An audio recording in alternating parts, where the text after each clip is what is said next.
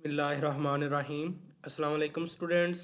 आज के लेक्चर में हम फाइंड करेंगे product and quotient of complex numbers. इसके दो थ्योरम हैं, हम वो प्रूव करेंगे।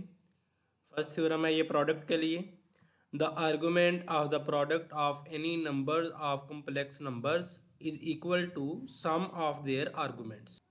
यानी अगर हमारे पास कुछ कम्प्लेक्स नंबर्स हों, पहले हम उनकी प्रोडक्ट करें फिर आर्गूमेंट लें, या पहले हम उनके आर्गूमेंट लें फिर उनको ऐड करें, तो वो दोनों का आंसर क्या आएगा? इक्वल आएगा। फ़र्ज़ करें हमारे पास ये कम्प्लेक्स नंबर्स हैं Z1 Z2 Z3 so on Zn। पहले हम इनकी प्रोडक्ट करेंगे और फिर हम आर्गूमेंट यानी थीटा की वैल्यू फाइंड आउट करेंगे।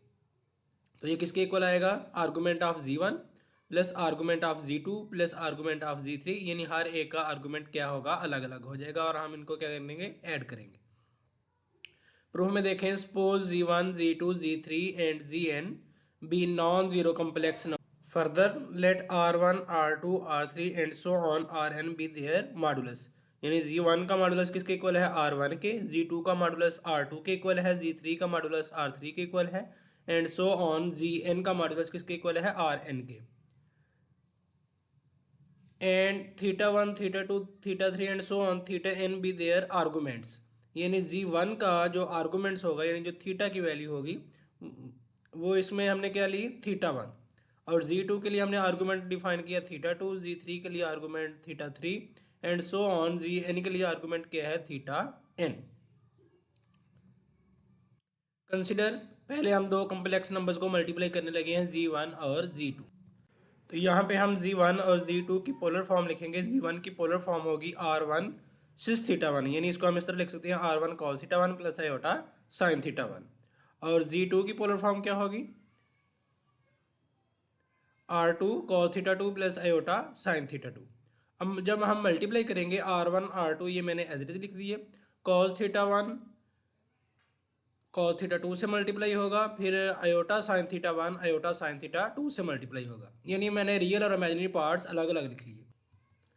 तो रियल आंसर कब आता है? जब हम रियल को रियल से मल्टीप्लाई करें या इमेजिनरी पार्ट को इमेजिनरी से मल्टीप्लाई करें, तो फिर हमारे पास आंसर क्या आना होता है? रियल आना होता है। तो ये हमारे पास रियल पार्ट बना है। इमेजिनरी पार्ट कब बनेगा? जब हम रियल को इमेजिनरी से और यहाँ से इमेजिनरी को रियल से मल्टीप्लाई करेंगे। यानी cos θ1 sin θ2 plus sin θ1 cos θ2, और इन दोनों के साथ आयोटा भी आएगा, वो कॉमन ले लिया। अब यहाँ से हम देखते हैं ये किसका फार्मूला बनता है? cos θ1 cos θ2 minus sin θ1 sin θ2 cos θ1 plus θ2 का। और ये cos θ1 sin θ2 plus sin θ1 cos θ2। यानी इसको अगर हम पहले यहाँ पे लिख लें और इसको बाद में लिखें, तो ये sin अल्फा प्लस बीटा का, यानी sin θ1 प्लस θ2 का फार्मूला बनेगा। ये हमारे पास प्रोडक्ट आ गई Z1 और Z2 की। अब हम आर्गूमेंट फाइंड करेंगे, argument of Z1 Z2।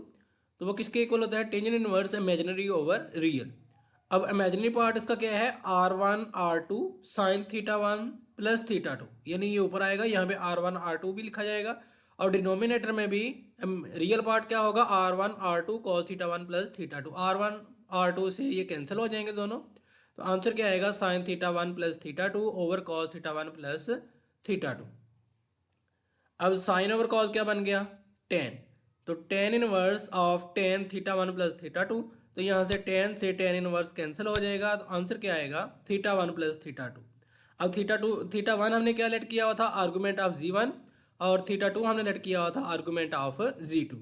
This implies argument of Z1 This implies argument of Z1 Z2 is equal to argument of Z1 plus argument of Z2। यानी दो कम्प्लेक्स नंबर के जब हम प्रोडक्ट करते हैं तो उसका आर्गूमेंट किसके इक्वल आता है? Argument of Z1 plus argument of Z2 के। Further argument of Z1 Z2 एक और कम्प्लेक्स नंबर को साथ मल्टीप्लाई कर दिया Z3। तो अब जैसे इस रूल के मुताबिक क्या होगा कि आर्गूमेंट ऑफ Z1 Z2 अलग हो जाएगा और आर्गूमेंट ऑफ Z3 अलग हो जाएगा। तो यहाँ पे ये मैंने लिख दिया argument of Z1 Z2 plus argument of Z3। तो ये अभी हमने डिफाइन किया कि आर्गूमेंट ऑफ Z1 Z2 किसके इक्वल होता है? Argument of Z1 plus argument of Z2 plus argument of Z3। ये एज इट इज लिखा जाएगा। इसका मतलब जब हम तीन कम्प्लेक्स नंबर्स को मल्टीप्लाई करेंगे Z1 Z2 Z3 और उसका आर्गूमेंट लेंगे, तो वो किसके इक्वल आएगा? Argument of Z1 plus argument Z2 plus argument of Z3। Similarly जब हम n कम्प्लेक्स नंबर्स को मल्टीप्लाई करेंगे और उनका आर्गूमेंट लेंगे, तो उसका आंसर किसके इक्वल आएगा? Argument of z1 plus argument of z2 plus argument of z3 plus so on argument of zn। यही हमने प्रूव करना था। सेकंड थ्योरम में है कि the argument of quotient of two complex number, उसमें n कम्प्लेक्स नंबर थे, इसमें जस्ट दो कम्प्लेक्स नंबर्स होंगे, is equal to the difference of their respective arguments. यानी अगर हम दो कम्प्लेक्स नंबर को डिवाइड करें फिर आर्गूमेंट लें, या उनके पहले आर्गूमेंट ले लें और उन दोनों को माइनस कर दें, तो दोनों किसके इक्वल आएंगे। Suppose z1 and z2 be two non zero complex numbers, हमने दो नॉन जीरो कम्प्लेक्स नंबर्स ले लिया। r1 and r2 be their respective modulus, यानी z1 का मॉडुलस r है और z2 का मॉडुलस r2 है, और z1 का आर्गूमेंट θ1 है और z2 का आर्गूमेंट क्या है, θ2। अब हम इसको डिवाइड करने लगे हैं, z1 ओवर z2 किसके इक्वल आएगा, ये z1 की पोलर फॉर्म लिखी r1 cos θ1 plus iota sin θ1 over r2 cos θ2 plus iota sin θ2। तो इसको पहले रैशनलाइज करेंगे, यानी कॉन्जुगेट से मल्टीप्लाई किया cos θ2 minus iota sin θ2 over cos θ2 minus iota sin θ2। तो ऊपर अगेन रियल से जब रियल मल्टीप्लाई होगा और इमेजिनरी से इमेजिनरी मल्टीप्लाई होगा तो आंसर क्या आएगा, रियल। और जब रियल से इमेजिनरी और इमेजिनरी से रियल मल्टीप्लाई होगा तो आंसर क्या आएगा, इमेजिनरी। तो ये मल्टीप्लाई किया cos θ1 sin θ2, cos θ1 cos θ2, जब ये इससे मल्टीप्लाई होगा आयोटा स्केयर आएगा और एक ये माइनस भी आएगा, आयोटा स्केयर माइनस वन तो वो प्लस हो जाएगा sin θ1 sin θ2। और जब ये मल्टीप्लाई होगा cos θ1 इससे sin θ2, ये नेगेटिव में आएगा, ये मैंने बाद में लिख दिया, और ये पॉजिटिव आएगा sin θ1 cos θ2, ये मैंने पहले लिख दिया। और ये फार्मूला किसका बनता है, cos θ1 माइनस θ2 का, और ये फार्मूला किसका बनता है, sin θ1 माइनस θ2 का। और डिनोमिनेटर में क्या है कि एक कम्प्लेक्स नंबर है और दूसरा उसका कॉन्जुगेट है, तो इसमें रियल का स्क्वायर प्लस इमेजिनरी का स्क्वायर यानी cos square θ2 plus sin square θ2 आएगा, तो वो किसके इक्वल होता है, 1 के। This implies z1 over z2 किसके इक्वल आया, r1 over r2 into cos θ1 minus θ2 plus iota sin θ1 minus θ2। अब हम आर्गूमेंट लेंगे, आर्गूमेंट में क्या होता है कि इमेजिनरी ओवर रियल करते हैं, ये इमेजिनरी पार्ट है और ये रियल पार्ट है। अब इमेजिनरी पार्ट के साथ ये r1 ओवर r2 इसके साथ भी आएगा और रियल पार्ट के साथ भी r1 ओवर r2 आएगा। तो जब हम इसको डिवाइड करेंगे तो ये r1 ओवर r2 और r1 ओवर r2 कैंसिल हो जाएंगे, तो आंसर क्या आएगा, tangent inverse sin θ1 minus θ2 over cos θ1 minus θ2। तो ये किसके इक्वल होता है, tan ऑफ θ1 माइनस θ2, tan से tan इनवर्स कैंसिल हो जाएगा, तो आंसर क्या बचेगा, θ1 माइनस θ2। θ1 क्या था, आर्गूमेंट ऑफ z1 माइनस θ2 क्या था, argument of z2। This implies argument of z1 over z2 is equal to argument of z1 minus argument of z2। Next हम डिफाइन करेंगे locus, the path traced by a particle under certain condition is called locus.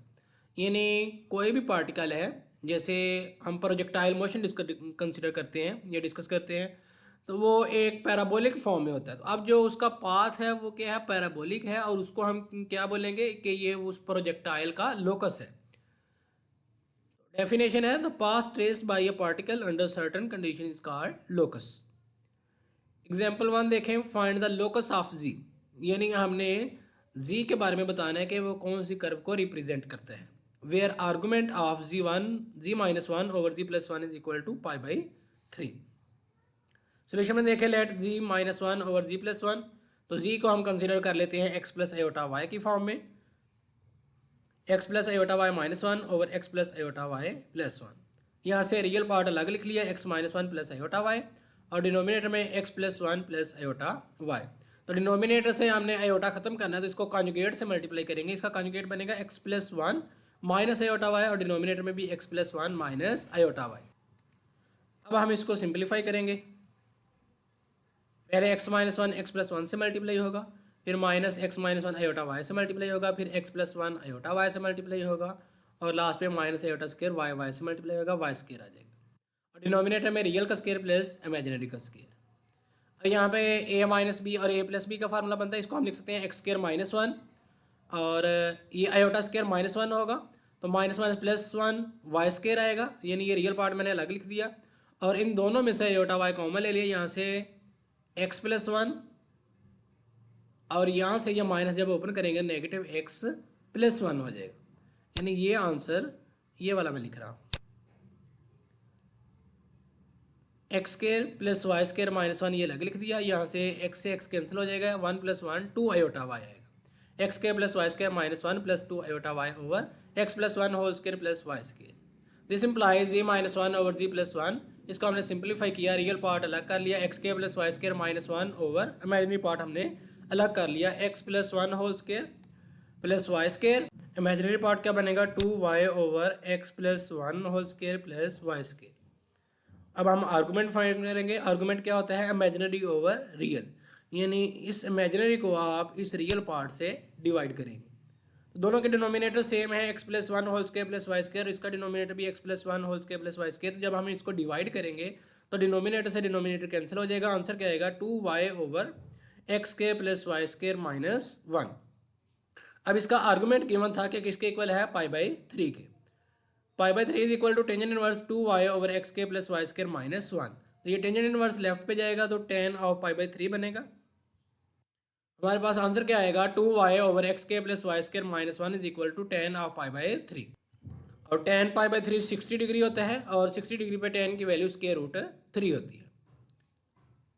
अब ये denominator में x के plus Y square minus one है तो इस तरफ जाकर स्क्वायर रूट थ्री से मल्टीप्लाई होगा।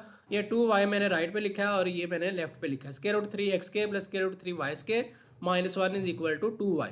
अब ये हमारे पास एक इक्वेशन बन गई। अब हम इसको एनालाइज करेंगे कि ये किस कॉनिक को रिप्रेजेंट करती है। यहाँ पे स्क्वायर रूट थ्री से पहले डिवाइड किया, एक्स के plus Y square minus two over square root three y minus,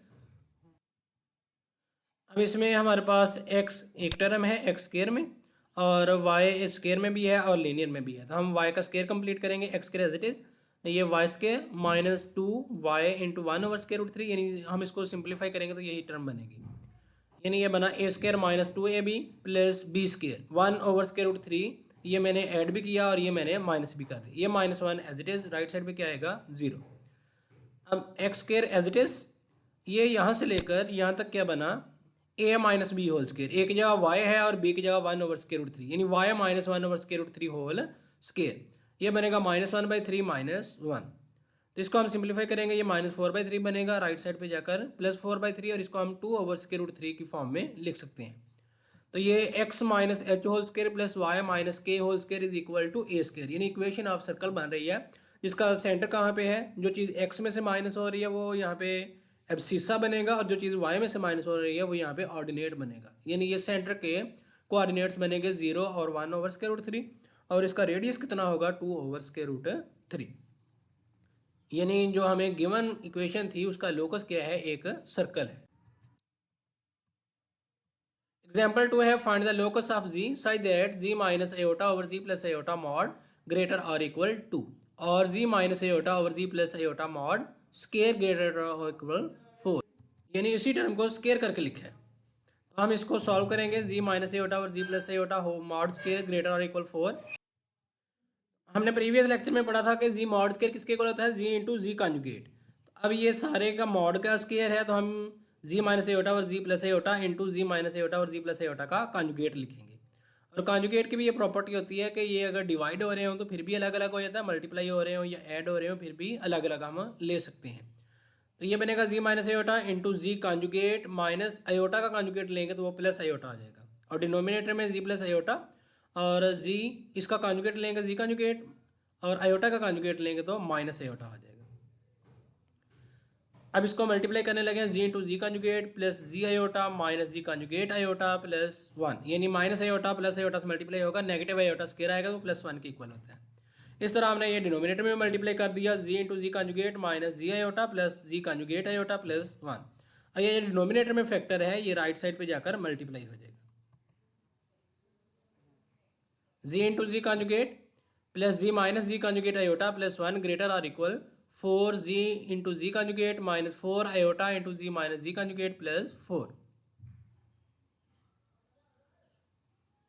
अब ये सारी टर्म मैं राइट पे ले आया हूँ, यानी ये फोर जी कॉन्जुगेट था और ये जी कॉन्जुगेट था तो ये लेफ्ट पे आकर माइनस का हो गया, और इस तरह ये प्लस की टर्म थी ये राइट पे आकर माइनस की होगी, और ये प्लस फोर और ये प्लस वन लेफ्ट पे प्लस है और राइट पे आकर माइनस हो गया। आंसर क्या बचा, three into z conjugate minus five aorta जी minus z conjugate plus three less और इक्वल जीरो, क्योंकि अब ये फैक्टर मैंने लेफ्ट पे लिखा है तो जीरो क्या आएगा, राइट पे आएगा, तो इसलिए मैंने ये लेस देन की फॉर्म में लिखा। जी इंटू जी कॉन्जुगेट किसके इक्वल होता है, जी मॉड स्केयर माइनस 5 आयोटा जी माइनस जी कॉन्जुगेट। अब ये देखें जी की वैल्यू होती है एक्स प्लस आयोटा वाई और जी कॉन्जुगेट की वैल्यू होगी एक्स माइनस आयोटा वाई। जब हम उन दोनों को माइनस करेंगे तो आंसर क्या आएगा, 2 आयोटा वाई प्लस 3 लेस और इक्वल जीरो। और जी मॉड स्केयर क्या होता है, x square plus Y square, यानी रियल का स्केयर प्लस इमेजिनरी का स्केयर, जिसको हम लिखेंगे 3 into x square plus Y square. और ये हमारे पास बनेगा 5 को 2 से मल्टीप्लाई करेंगे 10 आयोटा स्केयर होगा तो वो -1, तो इसको नेगेटिव को +1 कर देगा, यानी 10y प्लस 3 लेस और इक्वल जीरो। 3 पे डिवाइड किया x square plus Y square plus 10/3y plus 1 less और इक्वल जीरो। तो यहाँ से स्केयर कंप्लीट करने के बाद हमारे पास इक्वेशन बनती है x square plus y plus 5/3 whole square less और इक्वल 4/3 होल स्केयर। अब यहाँ पे जस्ट अगर इक्वल का साइन होता तो ये हमारे पास क्या होनी थी, सर्कल की इक्वेशन होनी थी, जिसका सेंटर कहाँ पे है, जीरो पे, जीरो -5/3 पे, और रेडियस का क्या है 4/3। अब यहाँ पे इक्वल का साइन नहीं है, इसका मतलब ये क्या है, लेस और इक्वल की फॉर्म में, यानी ऐसे सर्कल जिनका रेडियस 4/3 या 4/3 से कम हो, यानी ये एक डिस्क बनेगी जिसका रेडियस क्या होगा, 4/3 बनेगा। It represents the interior and boundary of a circle. ऐसा लिख लें इंटीरियर या बाउंड्री, या कह लें कि एक सर्कुलर डिस्क बनती है जिसका रेडियस क्या है 4/3। और ऑल दो circles having centre at 0 -5/3 and having ready less और इक्वल 4/3।